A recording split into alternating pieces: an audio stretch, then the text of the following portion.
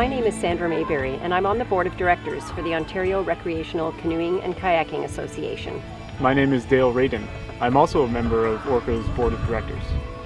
The Ontario Recreational Canoeing and Kayaking Association is the provincially recognized provider of recreational canoeing and kayaking programs and instruction, helping the people of Ontario become safe, knowledgeable recreational paddlers. In the following video series, we will be introducing the basics of safe canoeing practice. The safety components, theory, and paddling skills you will be learning in these videos are based on ORCKA's Safe Canoeing program.